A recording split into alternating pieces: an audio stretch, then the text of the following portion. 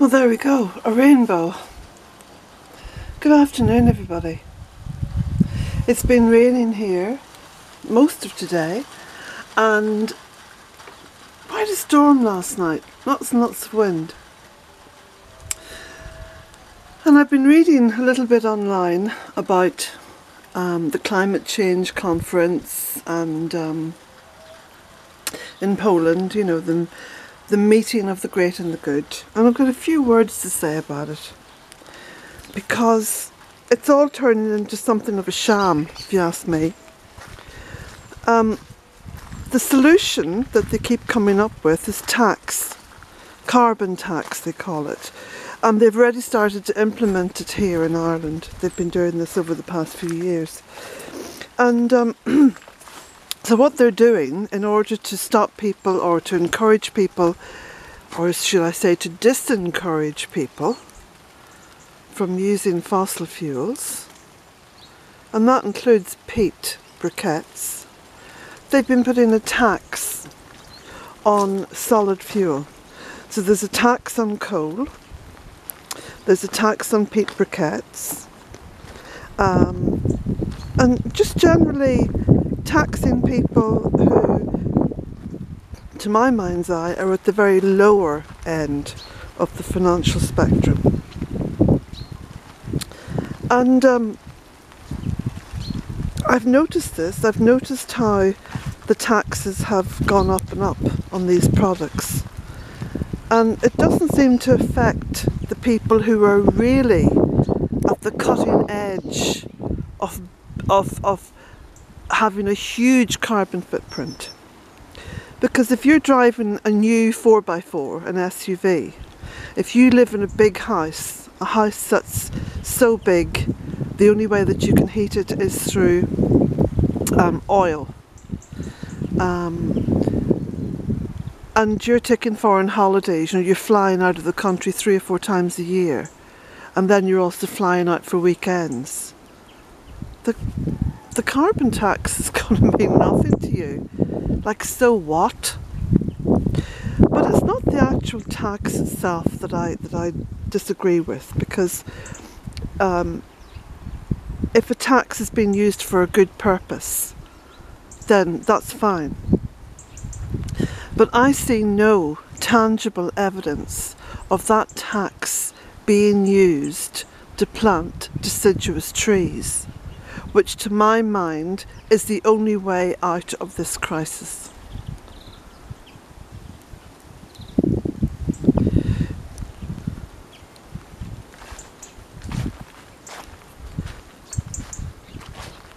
I've spoken about it before, you know, in fact I probably have said quite a lot about the planting of deciduous trees and how important that is, and all the benefits that one gets from deciduous trees. And I'm looking over at Kilronan Mountain, and there's hardly a deciduous tree upon it. What there is, and what the Irish government has got the audacity and the cheek, and dare I say the stupidity or ignorance, to call forestry, is monoculture Sitka spruce, with absolutely no life growing underneath those trees, no soil building going on, and the streams that run off the mountains are now very acidic because of the Sitka spruce. Look beyond the hedge here and look up along that skyline. It's all Sitka spruce. It's dark, it's virtually impenetrable, and the only animals that appear to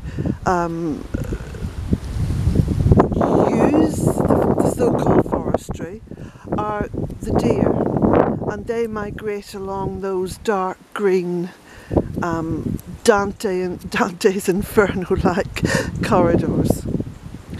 So the whole climate change issue is just like a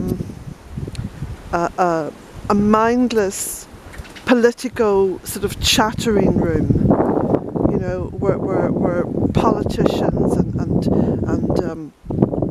NGOs and whatever, you know, increase their carbon footprint to out of this world levels by flying to these conferences and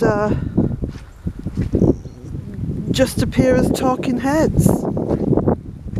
Oh, and have you noticed as well, at a lot of these conferences and a lot of these interviews, what do you see? Plastic bottle of water.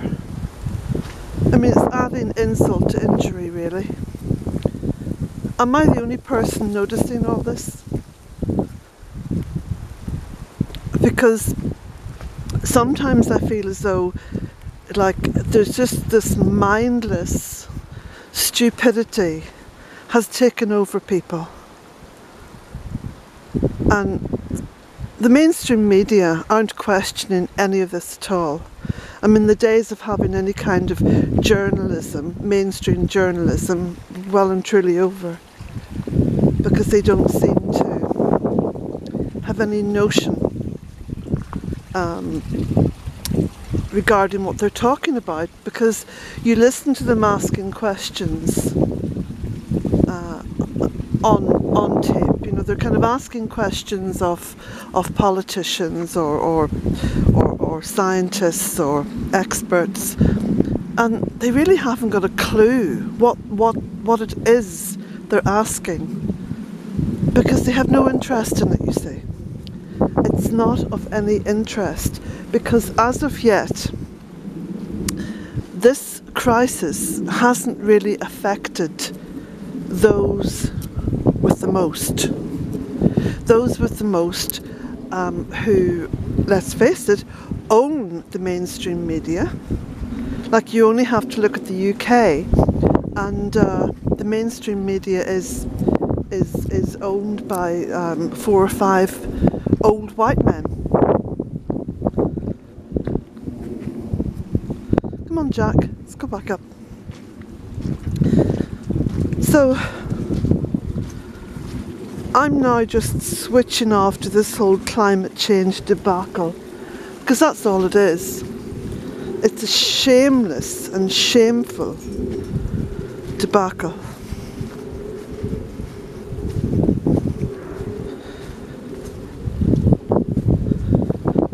I noticed last week that the Daily Telegraph did a little piece on people planting trees in their gardens and having all these little mini woodlands all over the place. Well, you see, there's an answer. There's a practical solution. You'd have thought that governments would have taken up that idea and openly encouraged people to do so. In your dreams. No, governments aren't interested. Governments actually aren't interested. It's only when it begins to affect people's pockets. I mean, really affect their pockets, you know, and their wallets, not just a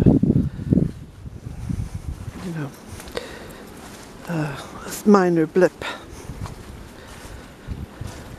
But this is going to happen very soon. This problem is going to quite suddenly, or appear to quite suddenly, reach crisis levels. And I'll tell you for why. Because thus far we've had a whole series of extreme weather events. But each one of those extreme weather events has fed into economies. So there's going to be a problem with getting house insurance. There's going to be a problem with rebuilding in areas where there's been extreme flooding or fires, or where there's drought and the system can't maintain habitation. And you see, we've been decimating the habitat of wildlife, but we're next in line. We should have realised that.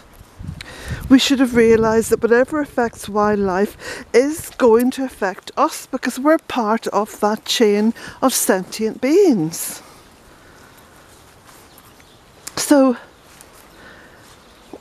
we've seen our own habitat, in some cases, being completely erased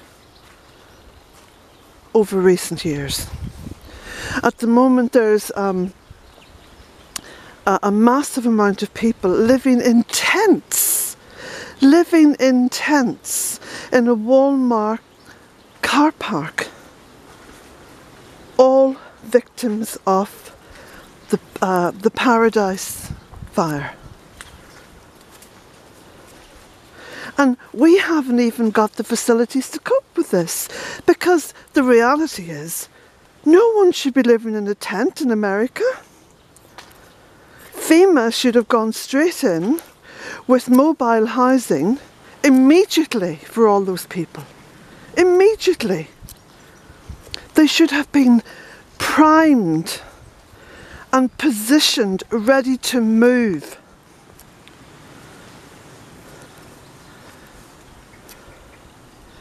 But if ever there was a message to the people of the world, to the ordinary, everyday, good, honest people of the world, that governments are less than useless and are less than interested in you, it should be that tent city that's now housing not just people whose lives have been absolutely wrecked, but their pets. I've been following this story very closely, and I find it deeply upsetting. But I'm also very angry that such a situation should exist in the Western world. We appear to be not even capable of dealing with one fire that has decimated a whole town.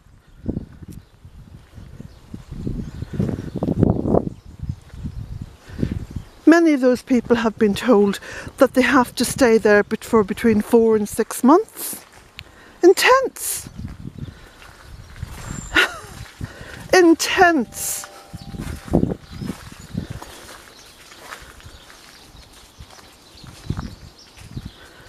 It is simply appalling that our governments still haven't copped themselves on to what is happening. It should really be a massive wake-up call for us.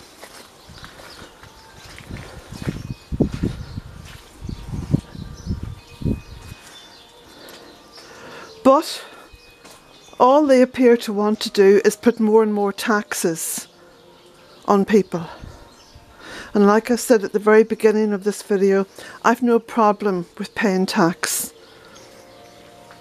if the tax is being used for the benefit of the nation and for the benefit of the people beyond the nation is even better.